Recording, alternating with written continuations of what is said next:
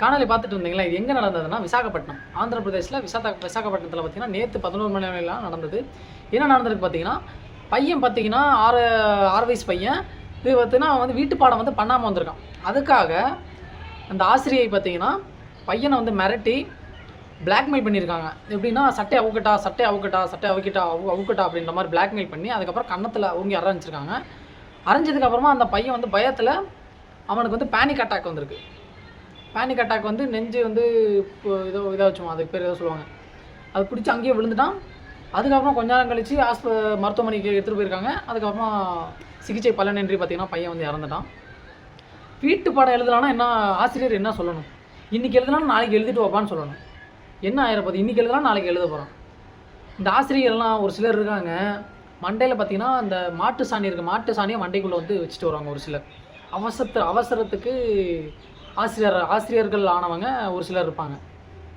மண்டையில் மாட்டு சாணி வச்சுட்டு வீட்டில் இருக்கிற பிரச்சனை, நாட்டில் இருக்கிற பிரச்சனை, அவங்களோட தனிப்பட்ட பிரச்சனை, இது எல்லாத்தையும் எடுத்துகிட்டு வந்து குழந்தைங்க மேலேயும் பள்ளிக்கூடத்தில் இருக்கிற படிக்கிற பசங்க மேலேயும் காட்டுவாங்க.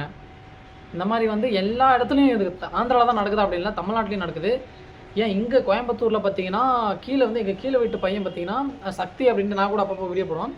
அந்த பையன் அதுக்கப்புறம் இன்னொரு சின்ன அவங்க ஃப்ரெண்டு, இவங்க 2 பேருமே லேட்டாக போனன்றதுக்காக பெரம்பல் அடி வாங்கி இங்கே கையில் 4 நாள் அந்த ரத்தம் வந்து கட்டிகிட்டு இருந்தது. 4 நாள் வந்து அப்படியே இருந்துச்சு, போகல. அவ்வளோ அந்த மாதிரி அடிக்கிறான் லேட்டாக போனதுக்காக. அவங்க இங்கேருந்து 5 கிலோமீட்டர் போன ஸ்கூலுக்கு, அந்த பள்ளிக்கூட பேர் கூட என்ன சரியாக தெரியல, அந்த பள்ளிக்கூடத்தில் இருக்கிற மேம் ஏதோ பிரபு ஏதோ ஒரு மேம், அந்த மேம் பேர் வாய வர மாட்டேங்குது. அந்த மேம் வந்து அந்த மாதிரி அடிச்சுட்டாங்களாமா அந்த சின்ன பையனை லேட்டாக போனதுக்காக. அந்த பையன் எடுத்துகிட்டு போய் வீட்டில் சொல்லியிருக்கான். அவங்க அம்மா அப்பா என்ன கொஞ்சம் கூட இது இல்லாமல் நீ எதுக்கு லேட்டாக போனான்னு கேட்குறாங்களா அந்த பையனை. இப்படிலாம் இருந்தால் பசங்க என்ன பண்ணுறது நீங்களே சொல்லுங்கள். அவனோட மனநிலை, அவங்களோட ப்ரெஷர் எவ்வளோ இருக்கும்னு நினச்சி பாருங்கள். அந்த 6 வயசு பையன் இப்போ பார்த்தீங்கன்னா அவங்க வந்து நாளைக்கு எழுதிட்டு வா அப்படின்னு ஒரு வார்த்தை சொல்லி அன்பாக நடத்தியிருந்தீங்கன்னா அந்த பையன் இப்போதைக்கு உயிரோடு இருந்திருப்பான். இப்போ பார்த்தீங்கன்னா அந்த பையன் உயிரோடு இல்லை. அதனால் நீங்கள்